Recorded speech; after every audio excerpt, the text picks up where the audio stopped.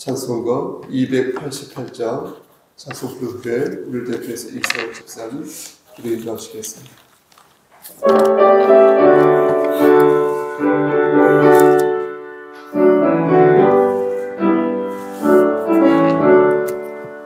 예수를 나의 구주 삼고 선양감으로 서거들다니 이 세상에서 내 영혼이 하늘의 영광 누리구나. 이것이 너의 반지요 이것이 나의 찬송일세. 나 사는 동안 끊임없이 구주를 찬송하리구나. 온전히 주께 맡기되어 사랑의 음성을 듣는 중에 천사들 왕래하는 곳과 하늘의 영광 보리구나. 이것이 나의 간증이요 이것이 나의 찬송일세. 나 사는 동안 끊임없이 구주를 찬송하리구나. 주 아래 기뻐 머림으로 마음의 평강이 전전하니 세상과 나는 간 것 없고 구속한 주만 보리구나. 이것이 나의 간증이요 이것이 나의 찬송일세. 나 사는 동안 끊임없이 구주를 찬송. 이것이 나의 간증이요 이것이 나의 간증이요 이것이 나의 찬송일세. 나 사는 동안 끊임없이 구주를 찬송하리로다. 아멘. 하나님 말씀 보겠습니다. 요한복음 11장 38절에서 44절입니다. 이에 예수께서 다시 속으로 비통히 여기시며 무덤에 가시니 무덤이 굴이라 돌로 막았거늘 예수께서 이르시되 돌을 옮겨 놓으라 하시니 그 죽은 자의 누이 마르다가 이르되 주여 죽은 지가 나흘이 되었으니 벌써 냄새가 나나이다.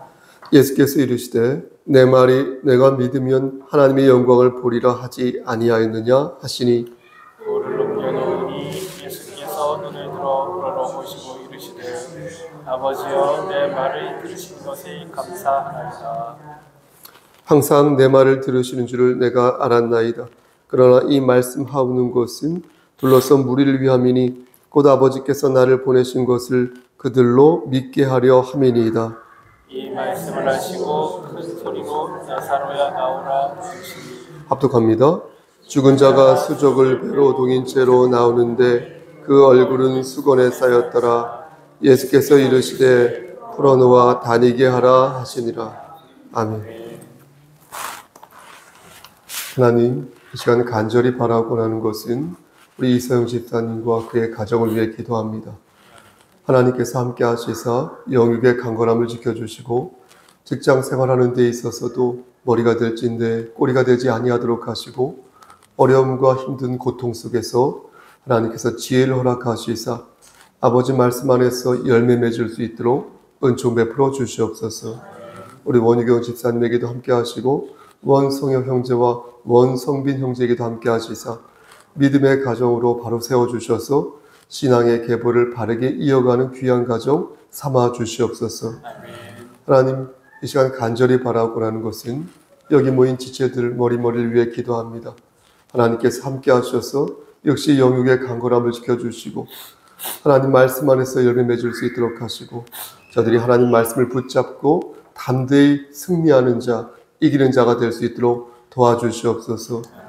특히 우리 김목연 집사님에게 함께 하시사 영육의 강건함을 허락하시고 아버지 배 안에 있는 하나님 우리 아기에게도 함께 하시사 건강으로 지켜주시옵소서. 모든 말씀 예수 그리스도인 받들어 감사하며 기도드렸사옵나이다. 아멘. 말씀으로 은혜 받으시길 소원합니다. 그리스도인이 제일 좋아하는 단어를 꼽으라고 하면 아마도 제일 먼저 하나님, 예수님 정도 있을 것입니다. 그렇죠? 그리고 천지창조, 믿음, 소망, 사랑 이런 단어를 꼽지 않을까요?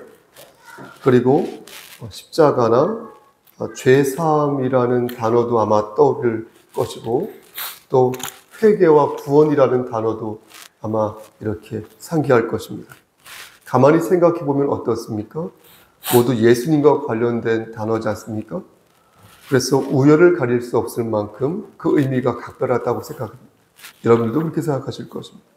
그런데 예를 든 것 중에 하나가 빠졌는데요. 그건 바로 무엇이냐면 부활입니다. 부활을 생각하면 예수님이 생각나고요. 예수님을 생각하면 부활이 생각납니다. 그만큼 부활은 그리스도인에게 있어서 가장 크고 간절한 기쁨이 아닐까 저는 그렇게 생각합니다. 그런데 부활이라는 뜻을 한번 생각해 보자는 것입니다. 부활이란 무엇입니까? 사전적인 의미로는 죽었다가 다시 살아나는 게 부활 아닙니까?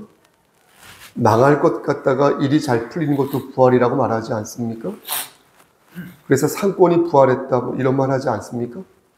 하지만 성경에서 말씀하는 부활은 단순히 죽었다가 살아나는 것을 말하지 않습니다. 여기는 특별한 전제가 있는데요. 이것이 없으면 부활이 아닌 것입니다. 그런데 이 전제가 예수님의 부활에 있어서 부활이란 단어를 사용할 때에는 예수님의 한정하여 이 단어를 사용하는 것입니다. 그러니까 예수님만 사용하시는 전유물과도 같아서 이것을 만약 동의하지 않으면 여러 면에서 탈이 생기는 것입니다. 그럼 성경에서 말씀하는 부활의 전제가 무엇이겠습니까? 성경에는 죽었다가 다시 살아난 여러 인물들이 나오는데요. 사례를 들면 이렇습니다. 먼저 사르밧 과부의 아들이 죽었다가 살아났습니다.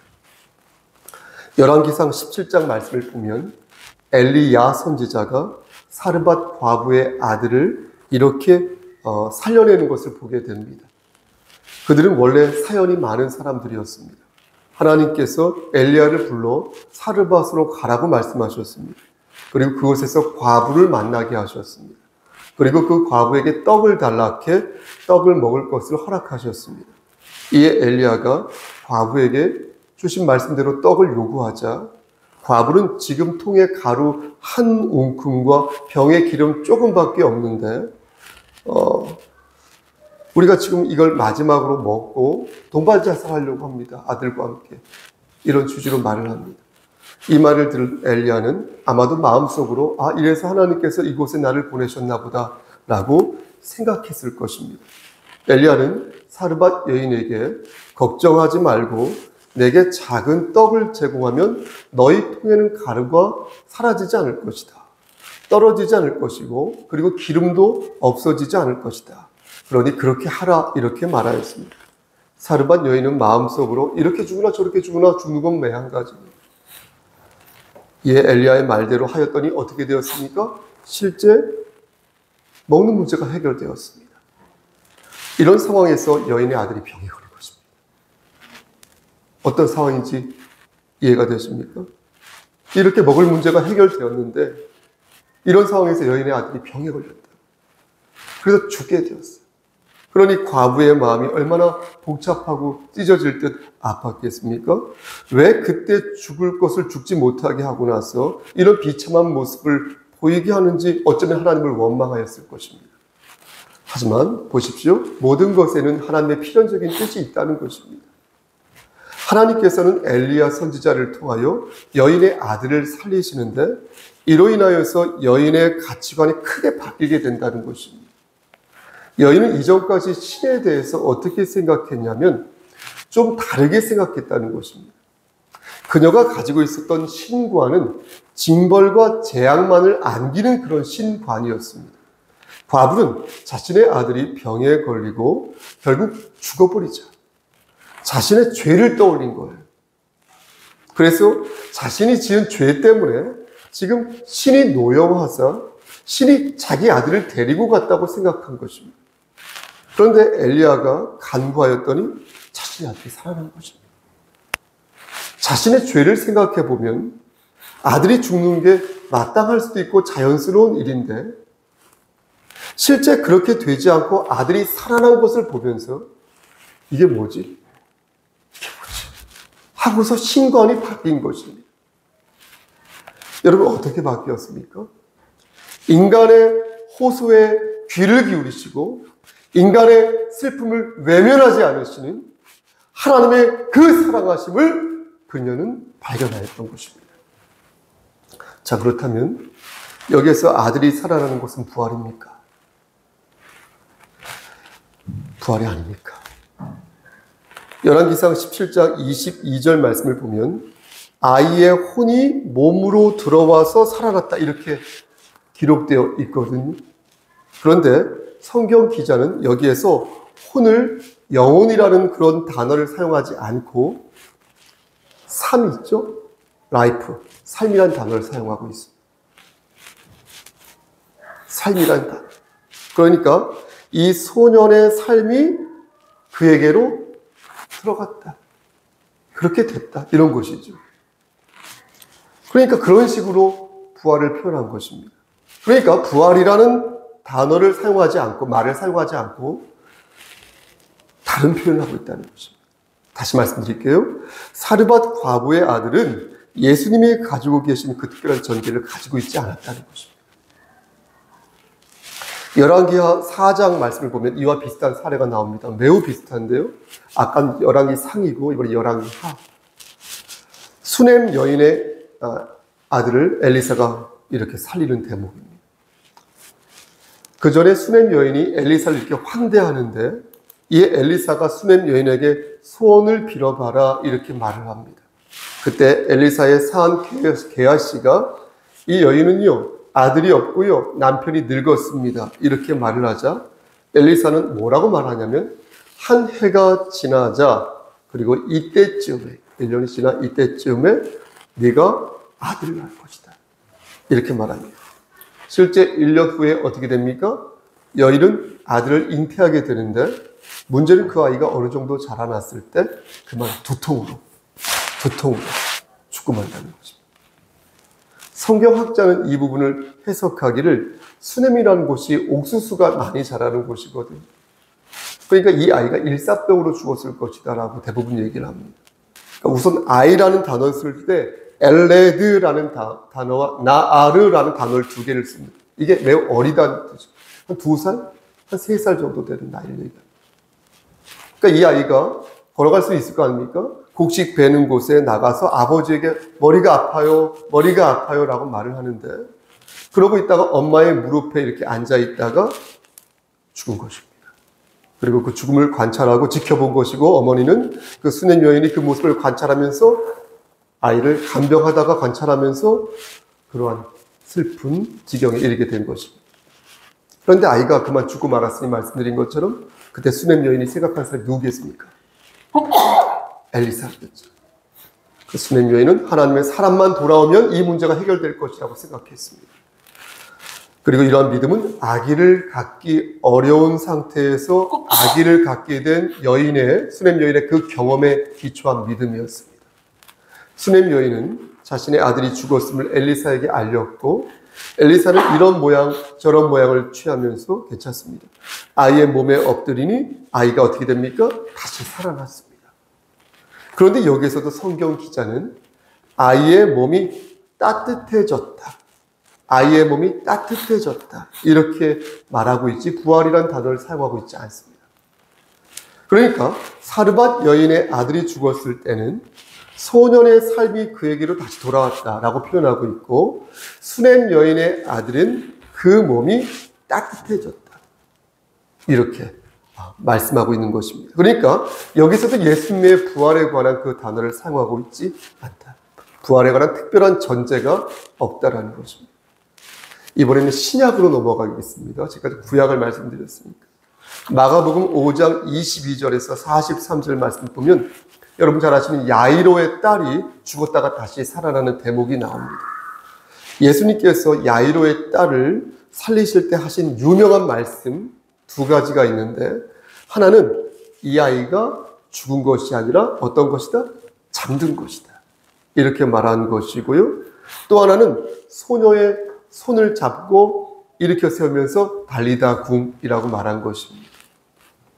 우리말 성경에는 달리다 굼이라고 나와 있는데 원래는 탈리타 쿰, 탈리타가 소녀란, 쿰이 일어나라는 뜻입니다. 근데 이걸 찾아보니까 이 탈리다 쿰이 아침에 어머니가 딸을 깨울 때 손잡고 일으켜 세우는 매우 일반적인 그런 용어였다고 합니다. 어쨌든 예수님께서는 소녀가 잠을 잔다고 생각한 것입니다. 그래서 마치 잠을 자는 딸아이를 깨우듯 소녀의 팔을 잡고 이렇게 일으켜 세운 것입니다. 그래서 어떤 사람은 이 두 말씀에 근거하여 소녀가 사실은 죽은 게 아니라 잠잔 것이다, 이렇게 주장하는 사람들도 있습니다. 하지만 이것은 보십시오. 예수님에게, 예수님 입장에서 예수님이 보실 때 예수님에게 소녀의 죽음은 잠시 잠을 자는 정도의 수준에 불과했다는 거예요. 그런 것이지 실제 잠을 잔 것은 아니죠. 제가 이렇게 말씀드리는 근거가 어디에 있냐면 누가복음 8장 55절 말씀에 있습니다. 누가는 이 사건을 기록하면서 그 영이 돌아와 아이가 곧 일어났다, 이렇게 표기하고 있어요. 다른 복음서에는 그렇게 기록되어 있지 않은데요. 동일한 이 사건을 이 누가만 그렇게 기록하고 있습니다. 여기서 이 영이 우리가 아는 바로 그 영혼이 되겠습니다. 하지만 여기에도 부활이라는 단어가 나오지 않습니다. 그러니까 야이로의 딸 역시 예수님이 가지고 계신 그 특별한 전제를 가지고 있다, 없다? 없다는 것입니다. 그 외에 죽었다가 다시 살아나는 인물이 몇 명 더 있습니다. 사원 봐서 아침 예배 때 전할 수도 있고요, 못 전할 수도 있고요. 사도행전 9장을 보면은 나비다라는 사람이 죽었다가 다시 살아나고요. 사도행전 20장 보면 유두고 아시죠? 유두고가 죽었다가 다시 살아납니다. 그리고 누가복음 7장 보면 나인성의 한 청년이 역시 죽었다가 다시 살아납니다. 다비다는 베드로가 살렸고요. 유두고는 바울이 살렸고요. 나인성의 그 청년은 예수님이 살리셨습니다. 이들 역시 특별한 전제를 가지고 있지 않습니다. 다시 살아났으나 부활이라고 말씀하고 있지 않습니다. 여러분 보십시오. 오늘 본문에 나오는 인물도 그렇다는 것입니다.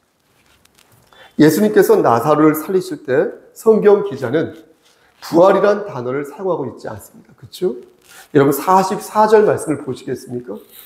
44절 말씀을 보면 죽은 자가 수족을 배로 동인 채로 나오는데 그 얼굴은 수건에 쌓였다 라고 말씀할 뿐 그 이상의 말씀을 하고 있지 않습니다. 그러니까 무덤에서 그 죽은 자가 걸어 나왔다라고 말하면서 그게 죽었다가 살아난 것임을 보여주는 것이지 부활이라는 단어를 사용하고 있지 않다는 것입니다. 여러분 그렇지 않습니까? 그럼 혹시 이 요한이라는 분이 어휘력이 짧아서 그런 것일까요? 그럴 수도 있지 않습니까? 그래서 이 부활이란 이 단어를 떠올리지 못한 것일까요?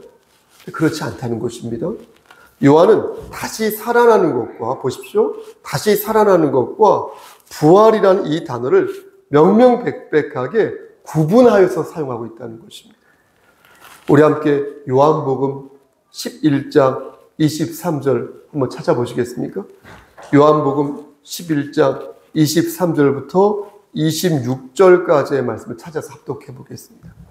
요한복음 11장 23절부터 26절까지.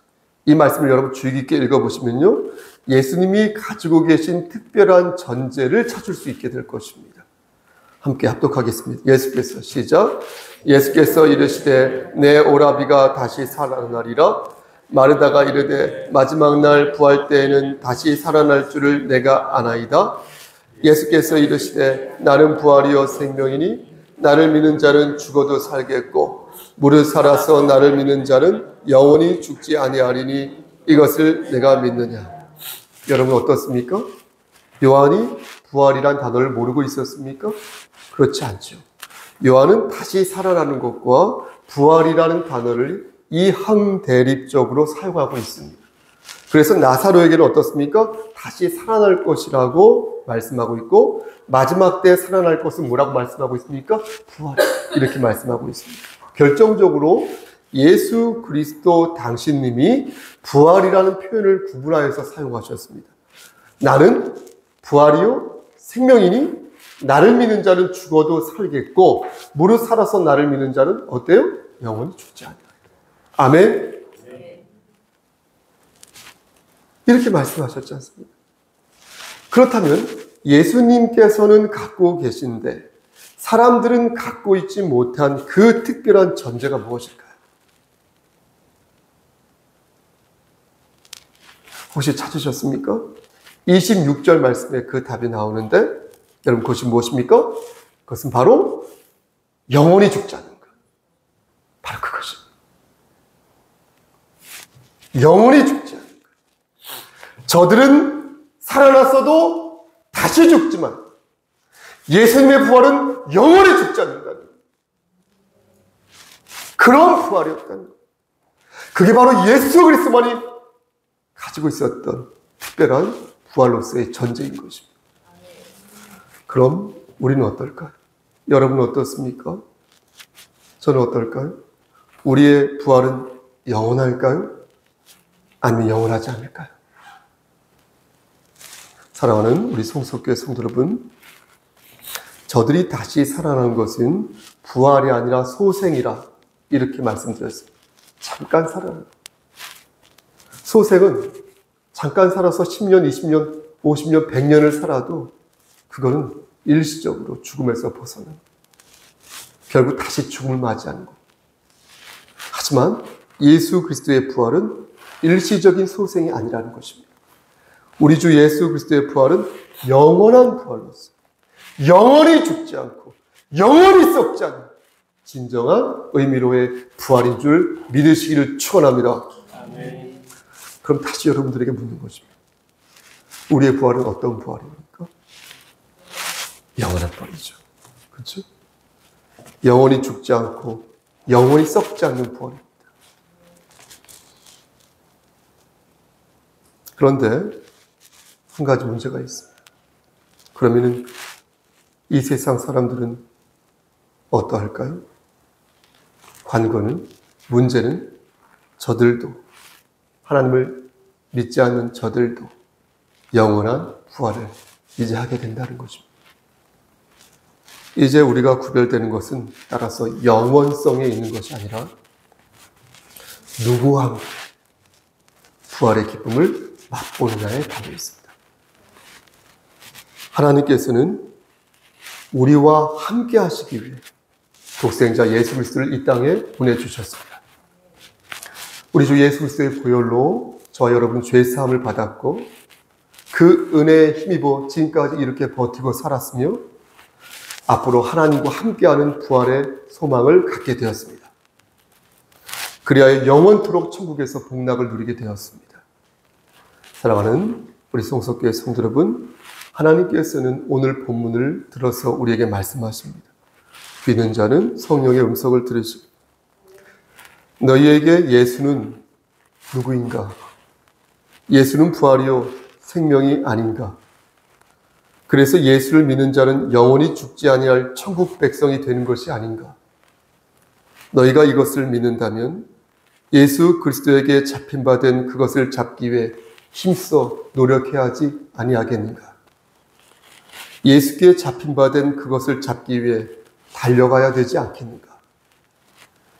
우리에게 주어진 영원성과 하나님과 함께하는 영화로움, 그것이 먼 훗날에만 있는 것이 아니라 지금 당장 이곳에서도 여러분들이 섬기는 이 교회 공동체에서도 여러분들이 머물고 있는 그 자리에서도 하나님께서는 그 믿음을 기억하시길 원하시니 우리는 성령 하나님과 동행하면서 예수께 잡힌 바 된 그것을 잡기 위해 부단히 노력하는 삶을 살아야 할 것입니다. 여러분, 표대를 향하여 그렇게 예수 안에서 달려가시길 우리를 주에서 구속하여 주신 주 예수 그리스도의 이름으로 간절히 축원합니다. 아멘. 기도하십니다. 하나님, 좁은 입으로 하나님 말씀을 대언하였습니다.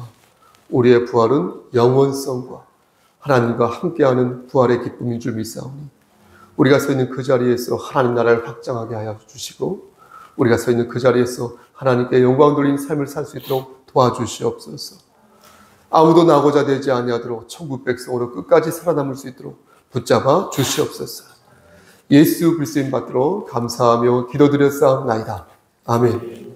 이제는 우리를 죄에서 구속하여 주신 우리 구주 예수 그리스도의 은혜와 아버지 하나님의 막역하신 그 사랑하심과 성령 하나님의 교통하시고 인도하시는 모든 역사하심이 하나님 말씀 안에서 부활의 참 소망을 마음에 간직하여 기쁨으로 열매 맺는 삶을 살기를 소원하는 여기 모인 성도와 그들의 가정과 이 재단과 이 나라 위에 하나님의 사랑하심 세세토록 함께 계실지어다. 아멘.